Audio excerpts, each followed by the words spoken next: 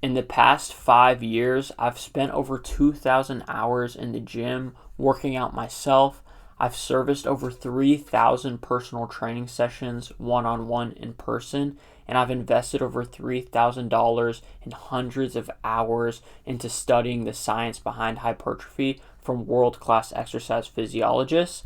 And in that time span, I went from incredibly stagnant to incredibly self-confident, and I'm going to break down the 5 stages that I went through throughout that process, and that's going to be the purpose of today's video, is to share the lessons that I learned at each stage.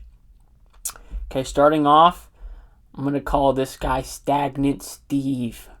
Okay, so if you don't know, in high school, I actually won the biggest procrastinator superlative all 4 years. So I was very stagnant. I actually was anti-growth. Okay, when I say that, I mean like I actively thought it was cool that I didn't try hard and that I didn't try my best. Okay, like I was the guy in weightlifting class and at football practice that when the coach would look away, I would like slack off. I would intentionally not try, and because I thought for some reason that made me cool, right? And when people would actually try their best, I'd actually put them down and be like, oh, you're such a tryhard. I thought it was so cool that I was like the go with the flow, biggest procrastinator. Okay.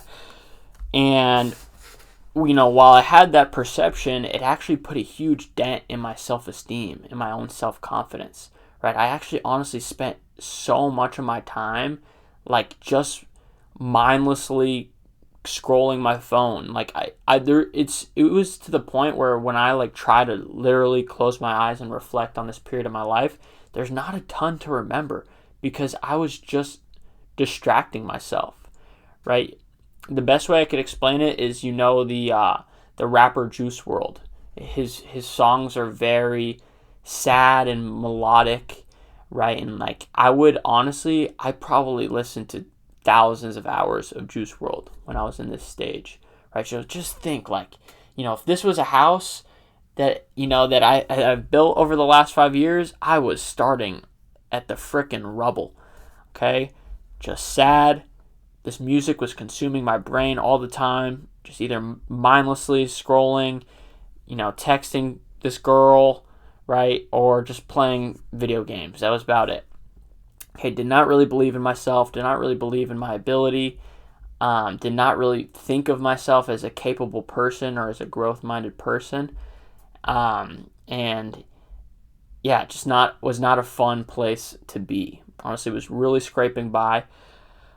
I'm really lucky I managed to get into UF, but it was through the PACE program. So I was doing it online, and my very first year of college, I actually moved to Valencia, Spain with my family. And for me, I actually wasn't going to go. I wanted to I don't know what I was going to do if I didn't, but they said, you know what, if you go, you can play football. You can play American football for the Valencia Giants over there. So I ended up saying, you know what, okay, I'll go and do that. And this ended up in hindsight, being one of the best decisions that I ever made because I got put into a completely new environment, right? And I had all these bad habits associated with my hometown and the very stagnant habits that I grew up in. But moving to Spain, right, there was not even any cars there. You had to walk everywhere. The food was all super fresh. And I told myself when I got there, I said, you know what? I'm going to start going to the gym, right? And I had gone to the gym a little bit here and there when I was Stagnant Steve, just from, because you kind of learn from the gym, from weightlifting class and from, playing football. But it wasn't like I actually looked forward to it. Okay, but now that I was in Spain, I was like, you know what? This is, a new start for me. I might actually start working on myself. And I started going to the gym. This is actually me in Spain. This is the road right next to our, our little casa. And I'm going to call this guy, let's call this guy Confused Carl. Okay, I did not feel super confident in the gym. I did not really love the gym. I didn't really know all that much of what I was doing in the gym. I liked, I got a couple funny stories. Me and my friend Justin, we used to just look up online like Thor's workout, and then we would just follow this workout plan that Thor apparently followed, and it was such a terrible workout. It was like barbell press, like it was like 6 sets of barbell press, 12 reps, 10 reps, 8 reps, 8 reps, 10 reps. Again, I just remember it definitely, from a trainer perspective now was like an incredibly suboptimal program. But that's kind of what I did. I was confused, but I just kind of threw myself into it. I was in Spain. I liked the gym. It just became a part of my routine. I would wake up. I would have these little egg wraps. My dad and me and my sister, we loved making these fresh eggs in Spain, and we would, they had this like really fresh cheese, and we would grate it in there, and we would make these little tacos, and we'd have these little tortillas with this eggs and a piece of bacon and Tabasco, and that was like my first ever productive habit ever. Okay, and when I'm telling you, I didn't have any productive habits in high school for years, 4 years growing up. I didn't have any productive habits. Like one thing that I did consistently that was actually intentional to lead to a better version of myself, I had zero. Okay, I would normally I was just totally going on a whim. Some days I'd wake up, just look in the pantry, oh, okay, Reese's Puffs, okay, have some of that. One day I see Honey Nut Cheerios, okay, I have some of that. I'm just going off my feelings. But when I went to Spain, I was like, you know what? I need to start doing things that are going to lead to a better me, because if I keep going on this path of stagnant Steve, there was the voice in the back of my head that knew, it's hard to see it in the moment, because when you're down there, you can almost get used to the stagnation. You can almost like it, which is crazy, because it's a completely different kind of than the kind of of making yourself proud, and the kind of of growing is like such a better version of it, right? But there's almost something there's almost something that it's very easy to kind of get comfy down there. Anyways, digress. Confused Carl. I didn't ever do tricep pushdowns. I didn't ever do any rows in the sagittal plane. Okay, so a row in the sagittal plane, right, would be like a row with my elbows towards close to my body. I just never did that. So I just for years I just completely neglected certain movements. Just because I didn't really know. I was just kind of shooting from the hip. But of course, this is another funny story. I never even knew what the rear delts are. Right, so the rear delts are the back of the shoulder, right? It's the head of the shoulder on the rear, the back. I just never even knew that was a muscle to be trained. I knew I wanted to train my pecs, my chest, so I would do a ton of just chest press, and then I remember I went to a doctor checkup or something when I got back from Spain, and he said, yeah, you have extremely pronated shoulders. So pronated shoulders is my shoulders were super rounded, because he's like, yeah, you need to start training your rear delts, so don't make this mistake. If you're on the confused Carl stage, you got to be doing some kind of movements, either rear delt flies, upper back rows, just something where you're pulling with your elbows out wide, just to keep your shoulders from getting pronated. Okay, but I'm happy that I stuck with it. I was in Spain for 8 months, and I kept it as a habit throughout the whole time, and actually started to see those newbie gains, and it was really fun to start, I start feeling that identity shift taking place. I wasn't feeling like the same stagnant version of me. I was like, man, I'm actually a little bit more capable than I thought. Okay, and then we're going to get over to let's call this guy Intermediate Ivan. Intermediate Ivan, okay? So now I'm at UF. I'm actually know a little bit more about lifting, right? Of course. But when I got to UF, I definitely wasn't still the growth minded, self confident version of me that you see today. I was honestly still very much on the fence about it. I remember I started at UF in person, and my very first exam I actually failed. It was an accounting exam, and I remember I just had this distinct moment where I was like, I could keep going on this path of procrastinating, of like not actually trying to be the best version of me, and I could keep messing up like that, or I can like actually start trying to make myself proud, like actually just commit to just being the best version of me, right? And the reason why like this was a big turning moment is because I had experienced so much of what it was like to be not the best version of me and not try and not make myself proud. And I knew that when I started going to the gym in this stage, I knew how much better it was. I was like, man, making myself proud and showing up feels good. I like this. Like, this is the kind of life that I would prefer to live. So when I was in this moment and I was kind of going back and forth, right, failed my exam, was still kind of, I was at UF, so kind of doing like the party type of stuff, believe it or not.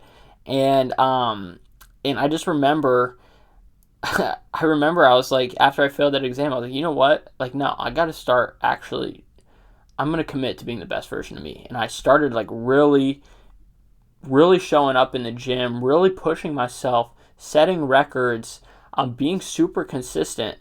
And I started to really go to the next level. I was starting to hit that intermediate phase.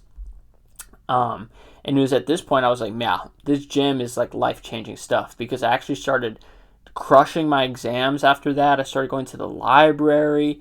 I started studying, and I actually started doing well. And I was just feeling like, man, I'm way more capable than I ever thought now, right? And me actually taking it to the next level in the gym, like that actually reflected onto all the other commitments I had in my life at the time.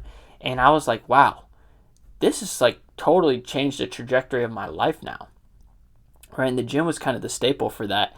And then eventually I even ended up like becoming a personal trainer. So this was in February of 2021, and I became a personal trainer.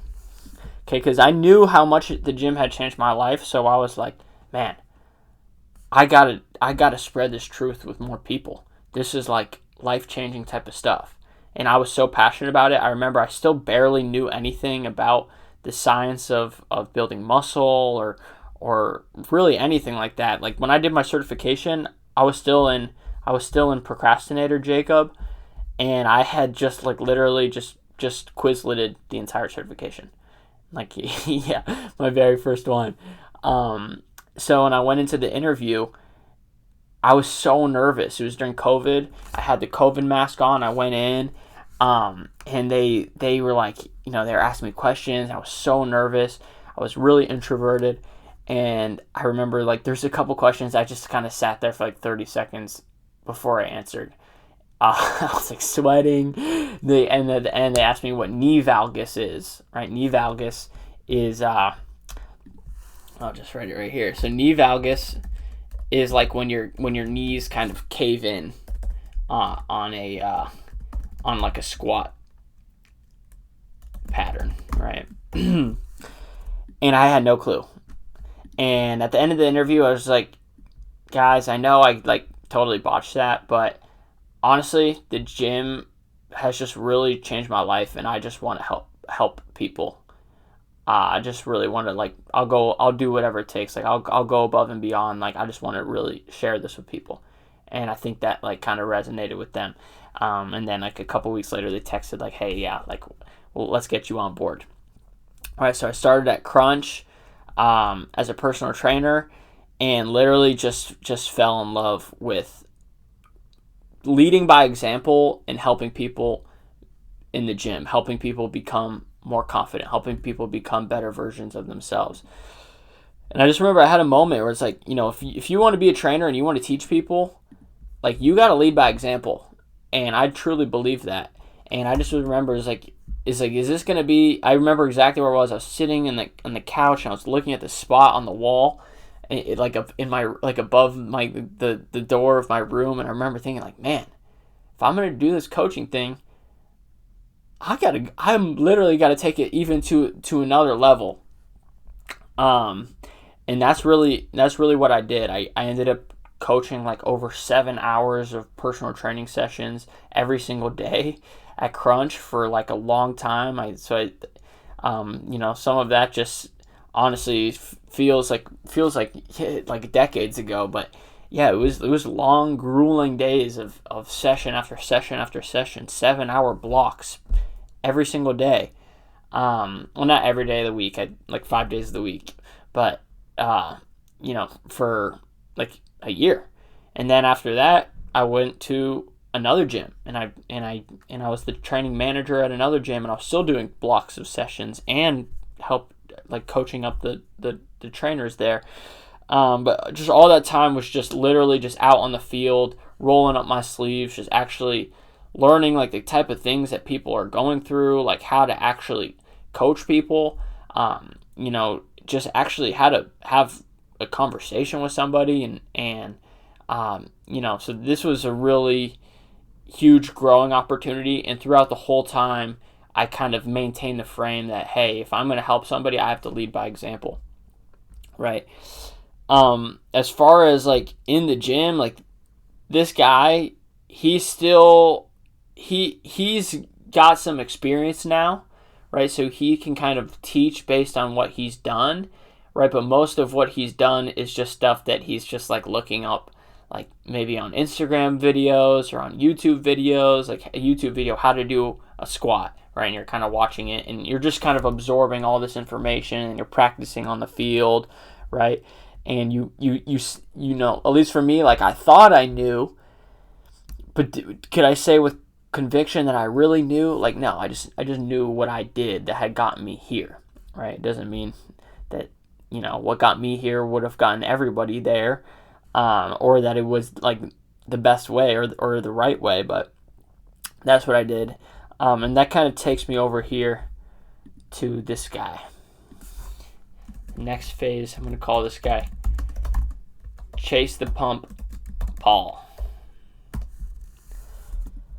Okay, so I've seen this with a lot of intermediate lifters, but when you want to go from good to great in the gym, right, there's this idea that like, man, I need to be doing more. I need to be doing more sets, more reps, spending more time in the gym, doing more volume, because the more I do, the more I'm going to grow. And that can lead to some very dangerous habits and tendencies in the gym. Okay. And a lot of this, I think you can sum it up under this misnomer that muscle damage creates muscle growth. I'm sure you've heard that. Like, oh, you got to tear down the muscle and then build back with the protein, right? And that's one of the, in my opinion, like one of the most damaging phrases in the fitness industry is when people, because when you have this idea that I got to tear down the muscle, it's very easy to fall into these suboptimal training principles, right? So look at this guy. He's got this sweat pooled up on his chest, right? When I'm telling you, like, I was just kind of going crazy, like short rest periods,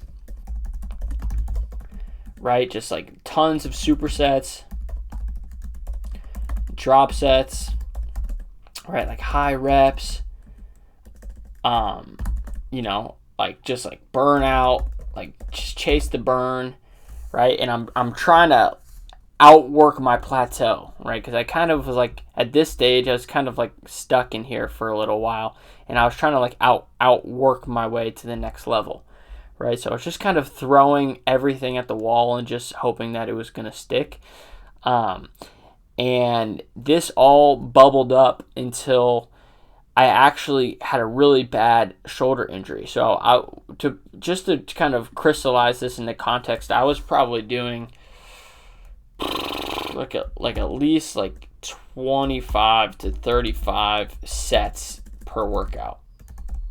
All right, so that's like 8 to 10 exercises like 3 to 4 sets, right? And the crazy part is, like, if you look at training programs online, this is like a lot of the stuff that you see. So I kind of call these like the meathead training programs, where like of course you're going to see some progress because like you're still doing work.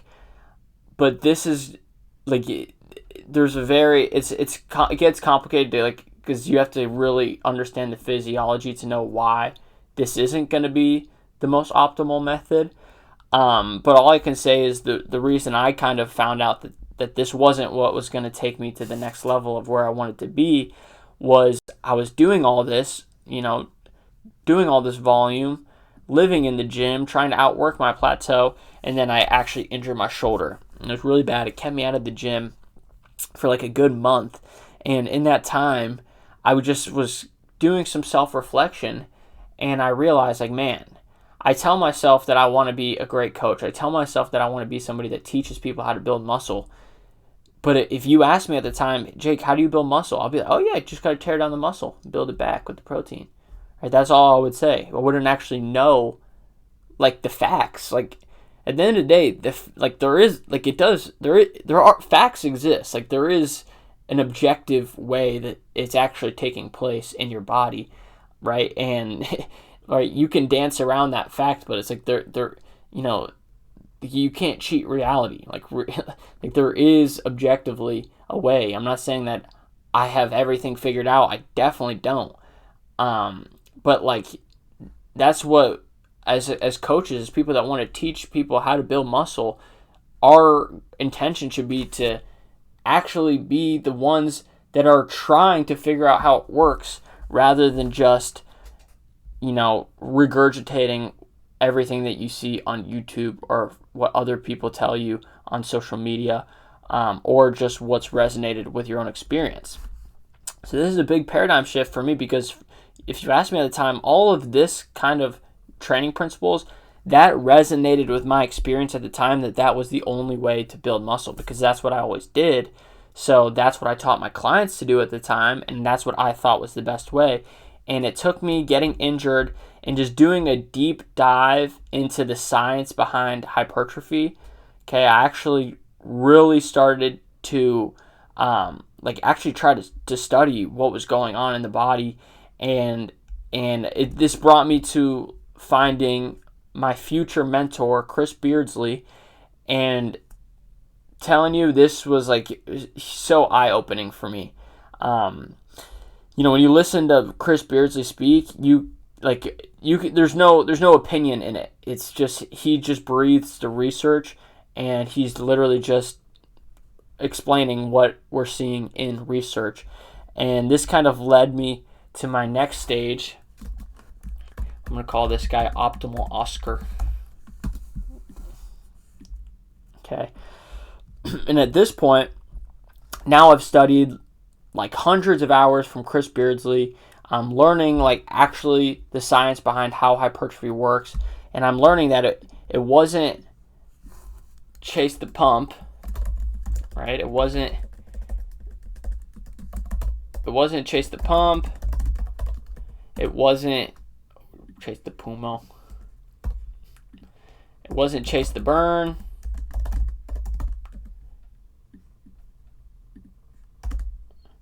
Right? It wasn't tear down the muscle.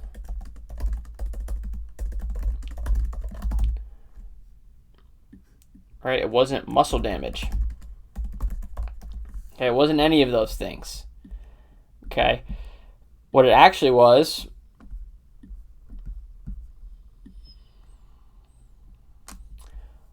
two concepts that I'm going to try my absolute best to explain in a way that can be digested. Right? But the two concepts I'm going to call motor unit recruitment, okay, and mechanical tension. Oops. Okay. Let's break this down, shall we? All right. So the first big paradigm shift that I had to learn to get me from intermediate, or from Chase the Pump Paul to Optimal Oscar, Okay, so I had to understand that hypertrophy is a muscle fiber phenomena. Okay, so what that means is hypertrophy occurs on the muscle fiber level, not like the whole muscle level. So I used to think like, okay, well, if I'm doing curls, I'm just training the bicep, right? It's just the bicep, right? But what you have to realize is the bicep is not just one muscle. Okay, every muscle is composed of hundreds of thousands of muscle fibers. Okay, so if you actually like zoomed in, you double click on what you're actually seeing in the bicep.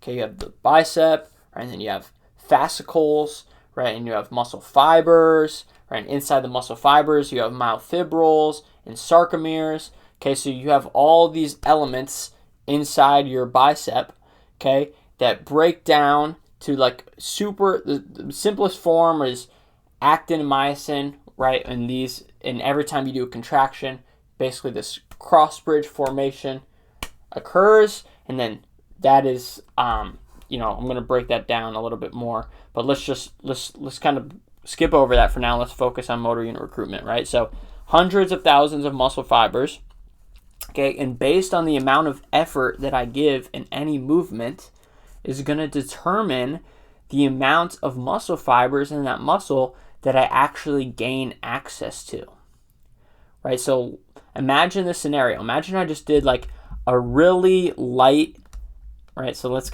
see if I can draw a picture, right? Okay, I'm using a laptop, so it's going to be kind of hard, right? So let's say, right, let's just say this guy has his arms hold out. Whee! Whoop. All right. So let's just say this is you in the gym, okay? Right? And let's just say I placed a, you know what? No, let's just start here, okay? Let's just say I asked you to hold your arms out like this, okay? This is elbows, this is hands, okay? And let's just say I placed a 10-pound barbell, 10 pounds. It's really light. Whoop. Whoop. Okay, do you think it would take a lot of effort or a little bit of effort to hold this barbell out in front of him like this, right? He's not actually curling it or anything, just kind of holding it, right? It's kind of light, right? But it's not like air, right? So maybe it's going to take like a tiny, tiny amount of effort, right, to kind of hold it there. So let's double click into his brain, okay? Okay, so imagine this is his brain. Okay, so I'm zooming into his brain. Right, inside the brain, all right, so this is the brain. Okay. Inside the brain, we have what's called the motor cortex. All right, so it's an area in the brain. Okay. And I want you to think of, you can almost think of it like a storage container. Okay, this is how I like to think of it, almost like a battery. Okay. And when I'm doing a really simple, easy movement like this, it doesn't require a lot of effort. What's happening is I'm actually creating a very small signal. So imagine this green. This is like an electrical signal, right? Let's say this is the battery. It's like 10% of the signal, right? So it's a very tiny, tiny signal because it doesn't take that much effort to actually hold it up, right? So this signal correlates, right, to motor units. Okay, what's a motor unit? Okay, think of a motor unit like the software, and muscle fibers are like the hardware. Okay, so we have all these muscle fibers, right, inside this bicep right here, right, that we're trying to train. Okay, let's say there's hundreds of thousands of muscle fibers. Each motor unit, right, so motor unit kind of looks like this, right? So each motor unit is going to govern, is going to have control over a certain amount of these fibers. Okay, so out of all these hundreds of thousands of muscle fibers, all of them are allocated to certain motor units. Okay, does that make sense? But some motor units are smaller, Oops. And like some are bigger. All right? So these are called the low threshold motor units. Right? And these are called the high threshold motor units. Okay? Now what happens is when you create this electrical signal, and this is called the central motor command, right? Based on the size of the signal, only a certain amount of these motor units are going to be recruited, okay, are going to be switched on and activated.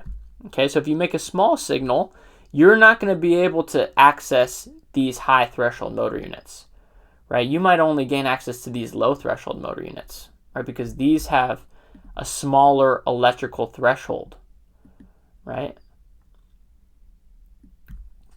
So you might only gain access to the low threshold motor units. So that means you might only gain access to a few of the muscle fibers in your biceps. The rest of them are like dormant, right? So they're just kind of like sleeping in there. They're not actually being used. Okay, now let's take another scenario. Let's say I put a 100 pound weight in his hands. Right? So now this is a huge weight. Okay, 100. I'll just do it like this. All right. 100 pounds. Right, to hold 100 pounds out in front, he's going to have to freaking curl this thing up as hard as he can to hold it in place, right? So now he's giving really high effort, right? Because he has to literally push up against his bar like his life depends on it, right? So this is actually creating a much larger signal in the central motor command now, right? Because now he has to give so much more effort, right? So because the signal is larger, now he can actually gain access to the motor units that are higher up on the motor unit pool, right? And remember, these guys are responsible for activating the muscle fibers, right?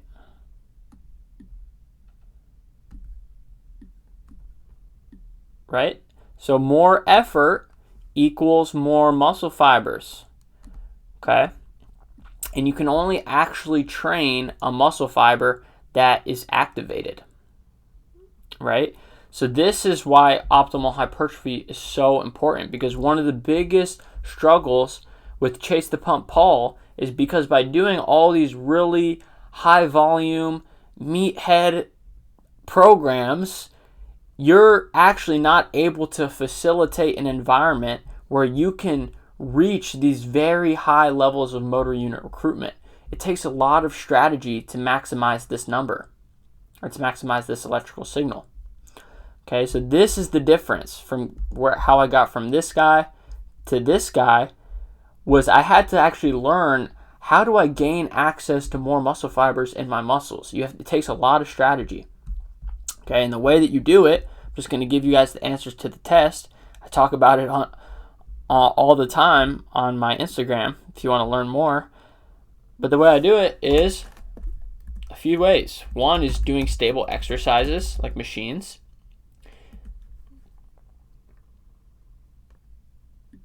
I'll probably break down why these are the case more in a later video, because it would just be too much for one. But like doing stable exercises, taking longer rest periods, right? Doing heavier loads, so like lower reps, right? So training near failure. Oh, my computer's gonna die. Heavier loads, lower reps, like training near failure.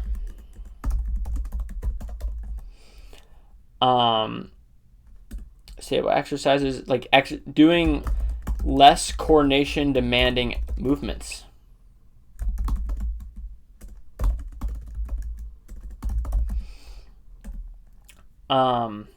Doing unilateral movements.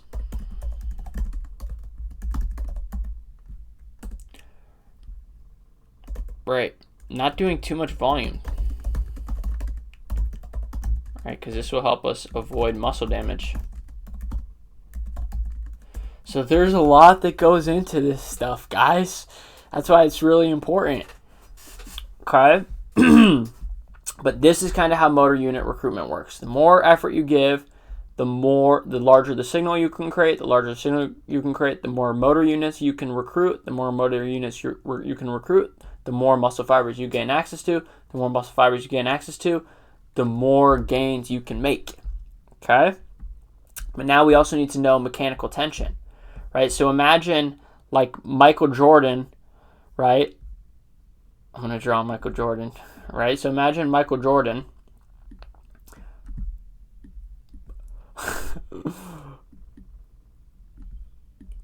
okay, doing a huge jump, right? He has to load up. He's jumping as high as he freaking can. Okay, if you do a super powerful jump like that, right, it takes a lot of effort to do a big jump, right? So do you think it's going to create a small signal in his brain or a large signal? Right? It's going to create a freaking big signal, dude. To jump like Michael Jordan can jump, it's going to gain access to a ton of muscle fibers. But if you look at Michael Jordan's legs, they're skinny. They're skin and bones, right? He doesn't have a lot of muscle on those legs. So how does that work? Right? So it's not just about the effort, it's also about the contraction velocity, right? So you need to be able to, one, gain access to a lot of fibers by creating a large signal, but it also needs to be a slow contraction. That way you can actually create the hypertrophy process on those fibers that you're gaining access to, right? So if you do a big, like a really big, powerful jump, right, the contraction is so fast, right? A jump is so fast that you're not actually able to apply mechanical tension to the fibers that you're gaining access to, right? So mechanical tension is like the pulling force that the muscle fibers are experiencing in a contraction, right? So if I just like flexed really hard and you feel that pulling force, that contraction, even that is mechanical tension, right? But if I'm doing just like a flex on air, it doesn't take that much effort. So I'm doing it to like, a very small amount of muscle fibers. But that's why even like noobs, like very, very beginners, don't take this for gospel, but I'm pretty sure there's like studies that even like super newbies can build some muscle just from like doing isometric contractions with nothing, just because mechanical tension is still present. Okay, so you need to have the high degrees of effort, but then you need to also have that pulling force. You need to also have that slow contraction velocity to actually apply mechanical tension to the fibers that are activated. And essentially, they're called mechanoreceptors located on the cell membrane, right, of the muscle fibers. And when they're experiencing mechanical tension, that's essentially what signals the hypertrophy process, right? And then what happens is the myofibrils, they split off, right? And then new myofibrils are added, right? And that's how the hypertrophy process takes place, right? But it's important to know that mechanical tension has to be present for the mechanoreceptors to detect, right? To detect it and then kick off the entire muscle growth process. So, how is this important, right? So we need to have both of these in tandem, right? We need to be pushing or pulling as hard as we freaking can to gain access to as many fibers, but we also need to do a movement that while we're in that state of pushing or pulling as hard as we can, the contraction is slow.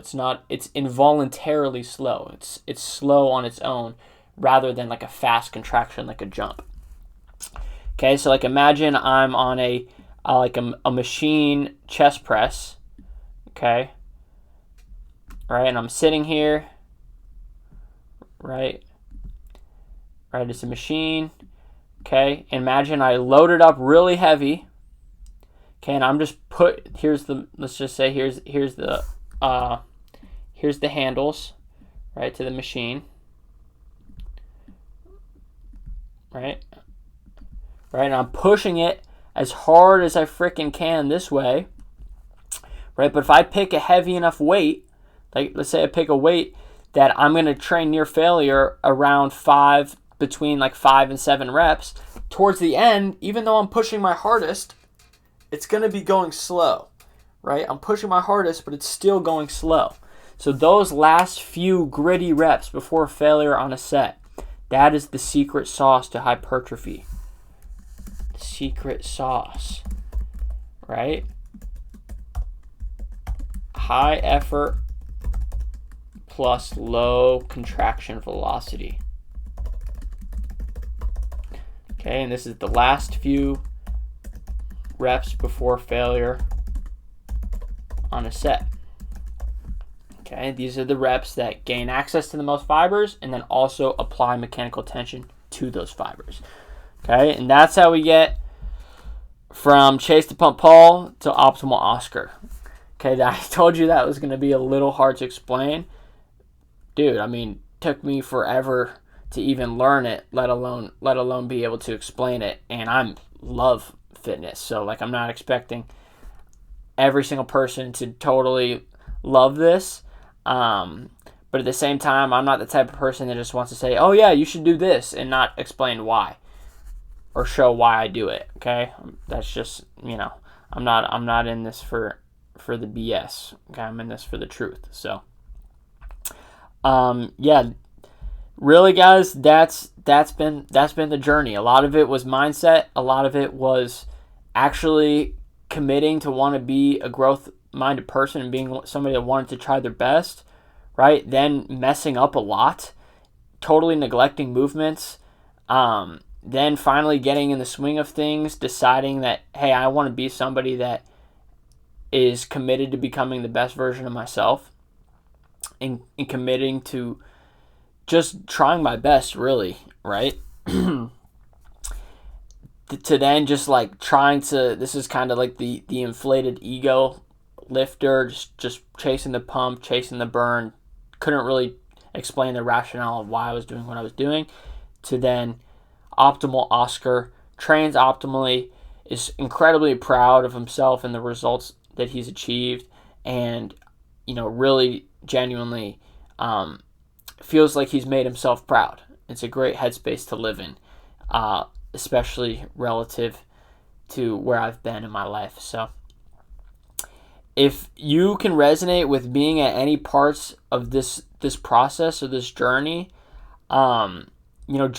just honestly, just send me a message on Instagram. I'd love to hear about where you're at, and see if potentially there's any way I could help you out, point you in the right direction. But yeah, just honestly, just send me a text. Just write optimize. Let's do that. Just text me optimize on my Instagram, and I'll know that you came from here, and we can talk a little bit more about it. But thanks, guys. I'll catch you in the next video.